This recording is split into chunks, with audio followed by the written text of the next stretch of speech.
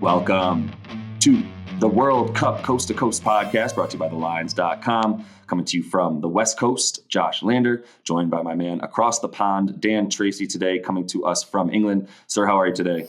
I'm very well, thank you. We're reviewing Group H in this episode, so we are the last of the 8 groups. We're really, really close to the World Cup now, and I'm very excited about this. So how are you, my friend? Also good, Dan. Yeah, we're roughly a month away. It's the 20th of October as we are recording this. And the first match, as we know, is November 20th as Qatar and Ecuador will kick things off one day earlier than actually was originally expected. They were supposed to play on the 21st, now on the 20th as the lone game that day. So that'll be very interesting once we get there. But we are finishing our group previews here with the final group here in at least alphabetical order, if you will. Group H, definitely the most interesting group, I would say here, Dan. I know I will mention your article is not yet up on thelines.com, but do want to make sure everybody's checking that out. I do also want to mention we have our great odds finder tool there within all of Dan's articles. So there's a ton of sports books obviously offering bets here for all things World Cup moving forward. So I want to make sure that you are shopping those lines and opportunities to the best of your ability, at least those U.S. sports books that we're using over here on this side of the water. So yeah, let's go ahead and get into Group H here, the 4 teams that we're looking at. Like I said, super interesting with Portugal. I believe they have the shortest odds. They're roughly 163 is the best I saw for them to come out of Group H. Most of these favorites are closer to 190, minus 190, minus 200, or lower.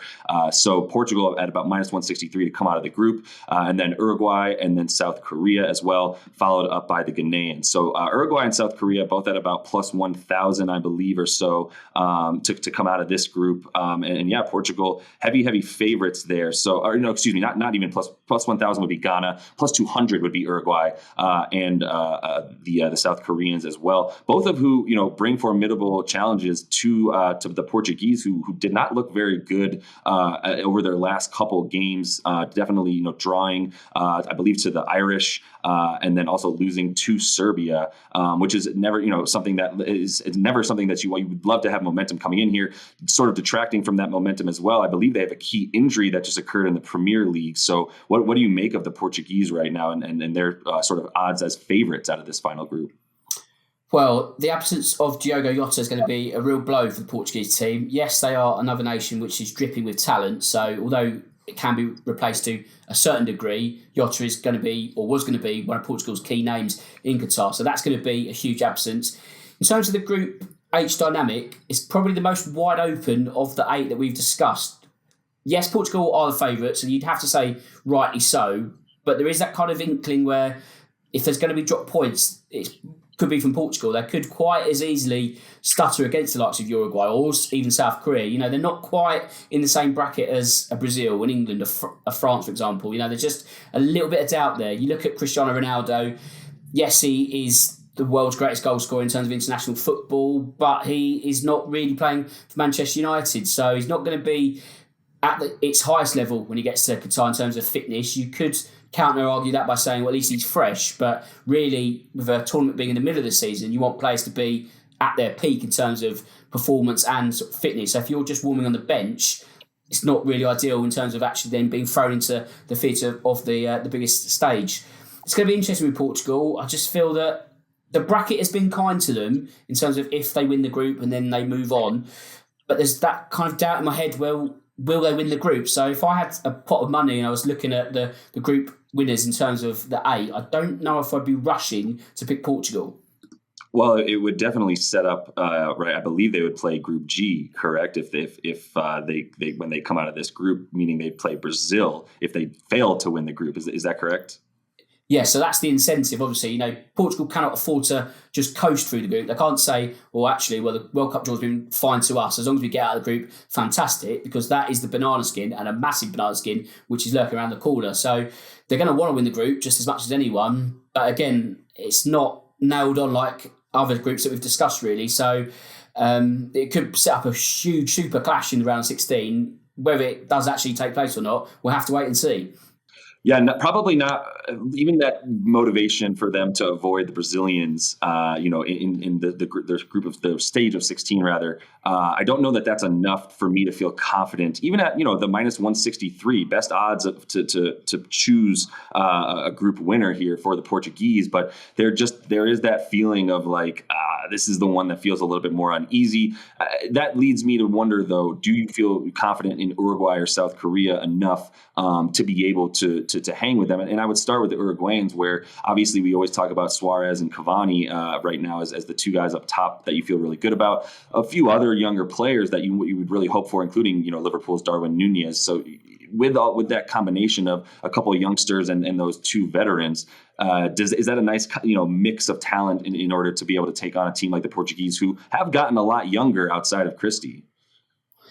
Yeah, it's a good mix. You kind of sort of think to yourself, if Portugal aren't quite at the level they need to be, are Uruguay going to be good enough to then lay a glove on Portugal? And the answer is probably not, because I feel Uruguay's squad is probably just a bit too old in terms of they're trying to just squeeze the last bit out of the likes of Cavani, Luis Suarez, Martin Caceres in defence. It's kind of, you look at the makeup of the squad, it's just a bit, these are the same names that got to the semi-finals in 2010 primarily. It's 12 years on. How much more can they really offer? So I feel that they are maybe there for the taking. Darwin Nunez, obviously exciting. He's getting to grips with the Premier League now at Liverpool, so he's probably going to be more of the fulcrum in attack than opposed to the likes of Cavani or Suarez. Probably one of those two will play with Nunez rather than the three of them. But I just feel that, have they got the legs overall? Perhaps not, and that might just open the door to South Korea in terms of qualification for the round of 16.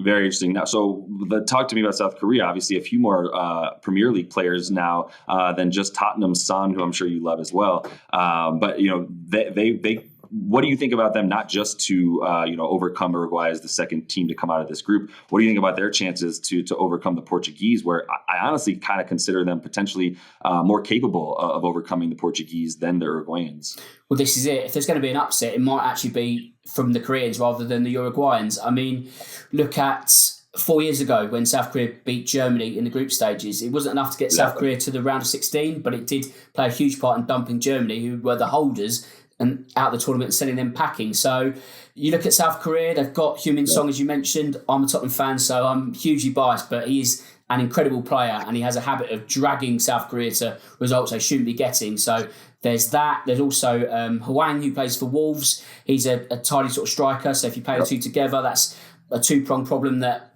any other of the three teams will suffer in Group H. So it's a possibility. It's not the biggest and largest shout that we'll make in any of these 8 episodes. We're kind of looking for a surprise, and it actually might be towards the end in Group H where the biggest surprise comes. So you're looking at the fixtures between Uruguay, South Korea, Portugal, and you get the feeling that points could be dropped at any moment. So when you're looking at match-to-match betting, which we'll probably get to in a few weeks or so, this is probably going to be the hardest group to read, because a surprise might actually not be the biggest surprise when you look at the logic beforehand, that there's probably a good case for and against any of these three teams qualifying for the round of 16.